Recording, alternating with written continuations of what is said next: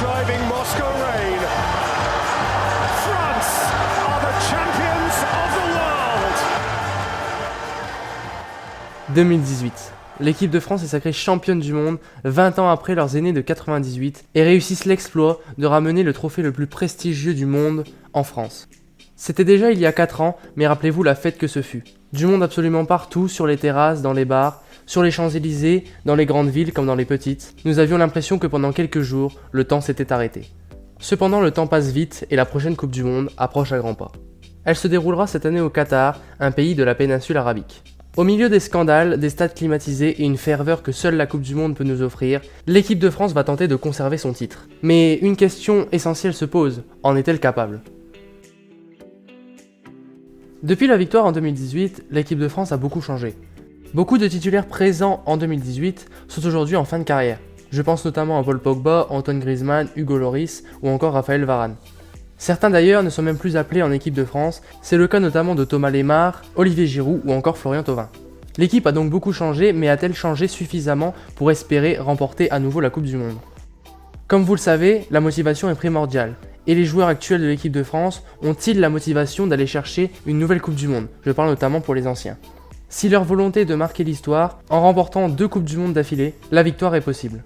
En revanche, si ce n'est pas le cas, l'équipe de France file tout droit vers la défaite. La victoire est donc forcément question de motivation, mais elle sera acquise qu'en l'absence de scandale. Si d'autres affaires extrasportives éclatent, comme celle de l'affaire Pogba, cela sera mauvais signe pour l'équipe de France, qui risque d'être totalement déconcentrée à l'arrivée à la Coupe du Monde. Et évidemment, si les joueurs commencent à se marabouter les uns les autres, cela ne va pas aider. Hormis ces affaires qui concernent l'extrasportif, la gestion des tactiques et des égos par Didier Deschamps est aussi primordiale. Nous le savons tous ici, le vestiaire de l'équipe de France compte de grands joueurs, et par conséquent, des égos importants.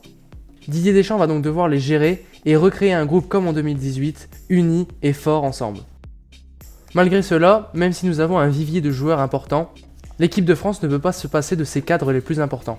Et si ceux-là sont blessés, comme N'Golo Kanté, Paul Pogba ou Raphaël Varane récemment, cela pourrait apporter des difficultés supplémentaires à l'équipe de France au mondial. Vous me direz que nous avons des jeunes pour pallier à ces absences, mais je pense, à mon humble avis, que ces jeunes, comme Tchouaméni ou Camavinga, ne sont pas encore prêts pour assumer ce statut. Il faut que ces jeunes talents soient entourés par des cadres qui sachent les faire progresser. Il y a donc beaucoup d'éléments qui rentrent en compte. La motivation, les égos, la tactique, les affaires extrasportives, l'entente entre les joueurs, une part de chance aussi, comme en 2018. Le mondial sera donc très dur pour l'équipe de France, elle sera l'équipe à abattre, sans oublier la malédiction de la Coupe du Monde, qui a touché quasiment tous les vainqueurs de la Coupe du Monde depuis 2002.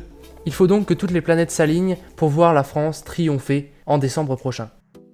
Il y a tout de même quelques éléments qui rentrent en compte pour l'équipe de France en sa faveur, des éléments qui ne veulent pas forcément dire grand chose, mais qui sont tout de même symboliques, comme par exemple, à chaque fois que l'équipe de France a affronté l'équipe du Danemark en poule d'une grande compétition, soit l'équipe de France est allée jusqu'au bout, soit elle a échoué en poule.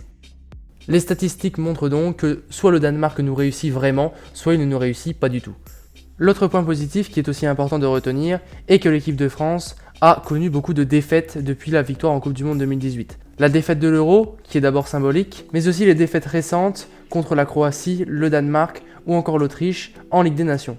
Pourquoi est-ce que selon moi ceci est une bonne chose pour l'équipe de France ? Parce que l'excès de confiance en se pensant trop beau nous fait vite descendre bien bas. Nous avons donc de nombreuses raisons de croire à la victoire à la Coupe du Monde 2022, mais cette responsabilité n'est pas entre nos mains. Soutenons l'équipe de France pour leur donner un maximum de chances de gagner. D'ailleurs, n'hésitez pas à me dire en commentaire si vous pensez que l'équipe de France va remporter la Coupe du Monde, et aussi n'hésitez pas à vous abonner si le contenu vous plaît. Et sur ce, moi je vous dis à bientôt pour de prochaines vidéos.